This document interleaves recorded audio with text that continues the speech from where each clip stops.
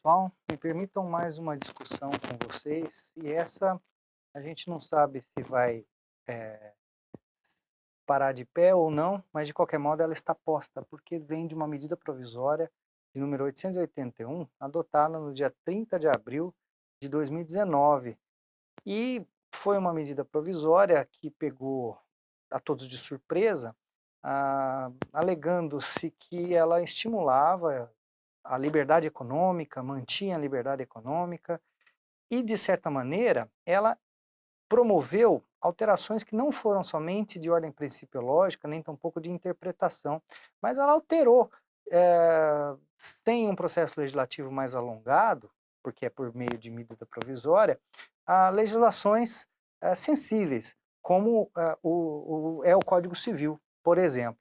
Eu vou discutir então alguns assuntos com vocês e alguns impactos que ainda todos estão debruçados sobre essa temática para verificar se foram válidas ou não as alterações. Mas, de qualquer modo, eu gostaria de separar em três aspectos esse conteúdo da medida provisória, porque, primeiro, ela tem uma função, trouxe uma função de contenção principiológica por meio de instrumentos de interpretação. Ou seja, ela pegou os artigos referentes à liberdade de iniciativa, os princípios que estão contidos na ordem econômica da Constituição Federal, lá no artigo 170, e trouxe alguns parâmetros interpretativos para a orientação da interpretação desses dispositivos, de modo a minimizar ou diminuir a interferência do Estado numa série de aspectos, como, por exemplo, a facilitação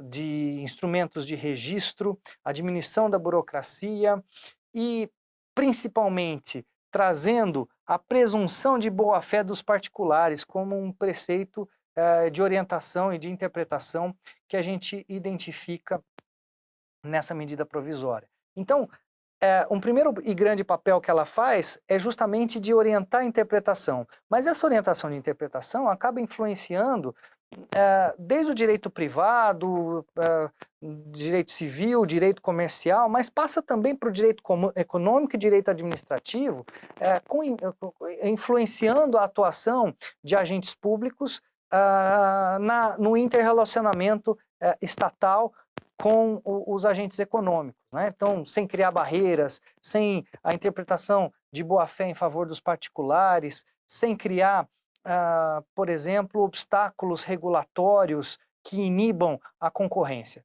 Tudo isso inserido na primeira parte da medida provisória. Importa, então, para a nossa análise, as alterações do Código Civil que foram feitas via medida provisória. Nesse sentido, nós tivemos uma alteração no artigo 50 do Código Civil, que já tivemos a oportunidade de discutir num dos nossos encontros, e o artigo 50 em princípio, foi mantida a base de pressupostos de desconsideração. Então, a desconsideração decorre de um abuso gerado por um desvio de finalidade ou uma confusão patrimonial. Em princípio, não houve alteração nisso. O que a alteração fez? Primeiro, ela restringiu a desconsideração às pessoas direta ou indiretamente beneficiadas pelo ato abusivo. Então isso é importante porque restringe a, por exemplo, um controlador de sociedade anônima ou a administradores que eventualmente tenham abusado da personalidade jurídica e isenta, de certa maneira, pessoas que não tiveram qualquer relação com aquilo ou não tiveram nenhum benefício. Foi importante essa restrição. Além disso, o artigo 50 teve sua redação alterada para explicar o que é uma confusão patrimonial e o que é um desvio de finalidade. Então, desvio de finalidade relacionado efetivamente com uma fraude, uma utilização ilícita da pessoa jurídica dolosamente.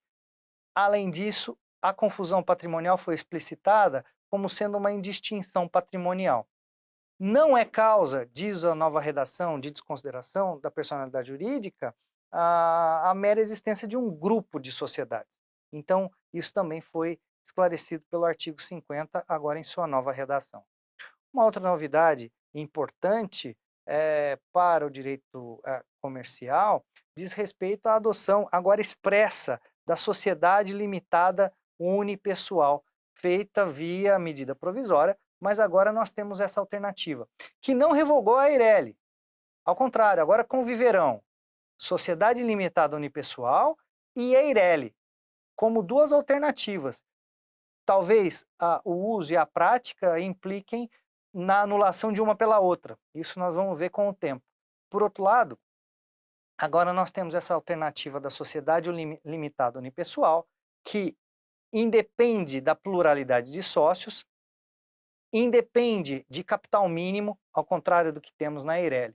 Agora, outras questões deixaram por ser resolvidas pela doutrina e pela jurisprudência em função da pressa de se fazer isso via medida provisória. Então, só para trazer um exemplo, no artigo 1033, nós temos lá, no parágrafo único, que a redução da sociedade a um só sócio permite que ela se transforme, por exemplo, em Eireli, né? Agora, eu deixei de esclarecer a redução a um só sócio passando de 180 dias não torna a sociedade irregular. Ao contrário, ela pode agora permanecer como sociedade limitada unipessoal. Então isso a doutrina e a jurisprudência precisarão corrigir.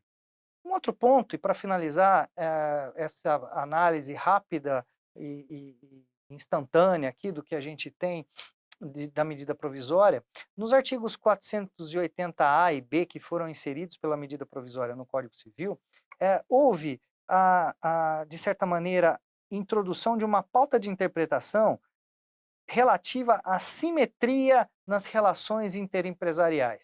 Então, os contratos deverão ser interpretados normalmente com essa presunção de simetria. Se são dois empresários nos polos obrigacionais do contrato, estão em igualdade de condições.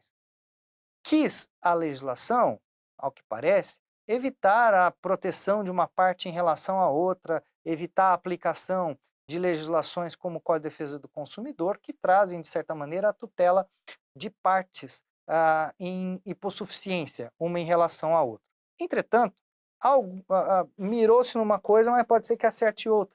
Porque quando a gente fala em relações interempresariais, eu estou colocando aqui um conceito, uma categoria aberta, que em princípio pode ser preenchida por atividades empresariais típicas. Mas nós temos também algumas alternativas que não necessariamente são atividades empresárias, mas poderão ser, de algum modo, equiparados. Então, por exemplo, se a gente coloca uma cooperativa num polo de obrigação contratual, é uma sociedade não empresária, mas entraria ela, a cooperativa, com presunção de simetria em relação à outra parte?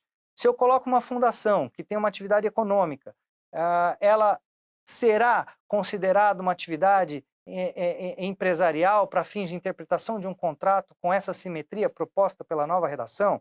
São alguns problemas que acabam surgindo, a gente vai ter que fazer essa correção, se não for feita no prazo de aprovação da medida provisória, provavelmente terá que ser feita pela interpretação de doutrina e jurisprudência em relação a esses preceitos novos que temos na medida provisória.